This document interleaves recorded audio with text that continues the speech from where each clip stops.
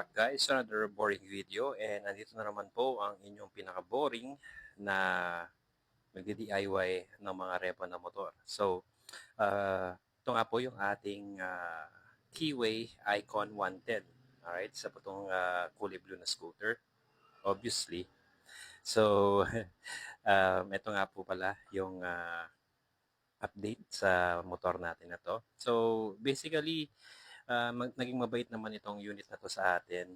And ang naging issue lang naman ito pinakauna is yung sobrang dumi nga niya. Like do sa last video natin about this motorcycle, eh, sorry, ano siya, sobrang dumi, parang binyahe sa bundok, ganyan na punong-puno ng mga putik.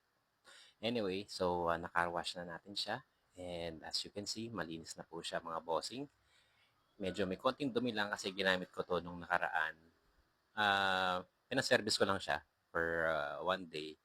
And at the same time, syempre, para at least matest drive na rin natin tong motor na to. So, goods na goods yung takbo niya. Masarap siyang gamitin, actually. And ayan po. Ito siya sa kabila.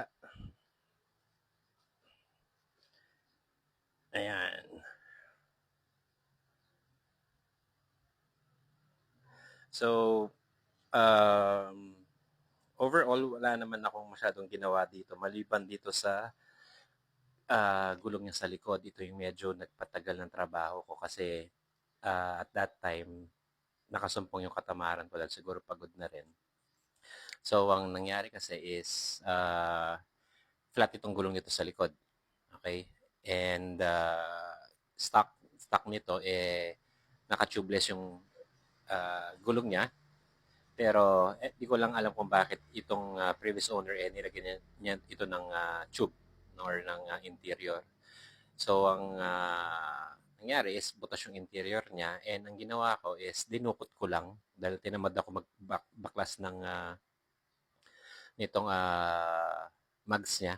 Siyempre kasi pag tinanggal mo yung mags, kailangan pantanggalin yung anong tawag dito, yung tambutso niya.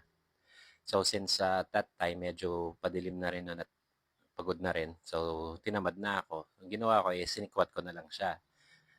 And after ko sinikwat, hindi nakalimutan ko na ring lagyan ng or kapain kung merong mga pako sa loob, ganyan, or kung may mga nakatusok pa rin, which is yun na naging problema ko. So, ang ginawa ko is pinalitan ko ng interior nung una, and then, nung binalik ko siya, ang inisip ko, nung binombahan ko, nag-flat ulit. So, ang inisip ko baka sumabit doon sa panikwat natin.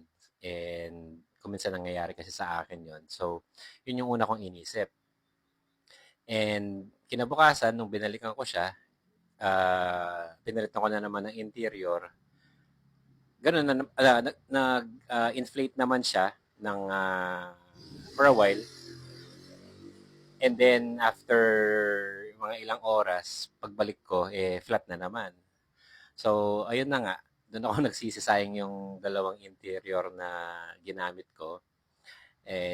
Alam mo na, minsan nakasumpong yung katamaran. So, ang ginawa ko is, ayun nga, tinanggal ko na lang yung tambutso niya, and then tinanggal itong gulong, and then doon ko siya nakapa na meron nga pala siyang nakatusok na ano, parang may nakabaon na thumbtacks, and 2 piraso pa pala yon.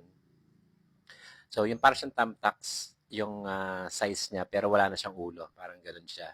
2 ganun. And yun pala yung naging reason kaya siya naka-flat. So, ayun, tinanggal ko siya, and then sinigurado ko na wala nang tutusok sa loob sa interior niya pag pinalitan na naman natin siya. So, ayun, nung all goods na siya, confident na ako na wala nang tutusok sa interior, nilagay ko na yung pangatlo, and until now, okay na okay pa siya. So, all goods yung trabaho natin doon. So, ang ginawa pa natin, ayun nga, nilinis din itong air filter nito. And so far, yun lang naman actually ang ginawa dito. Wala namang ibang aayusin. maliban sa mga yon.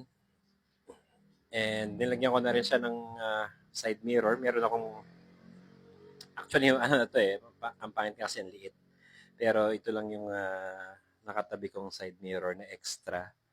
So, might as well ilagay ko na lang din para kung sakaling bibili na siya, palitan na lang nung next owner kung gusto niya ng malaking side mirror. Kasi ito, actually, malilit ito. Mga lumang stock ko to noon na nabili.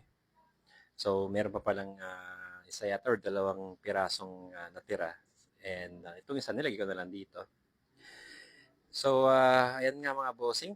Yan lang ang update natin sa unit natin na to. Again, isa po itong QA Icon 110cc.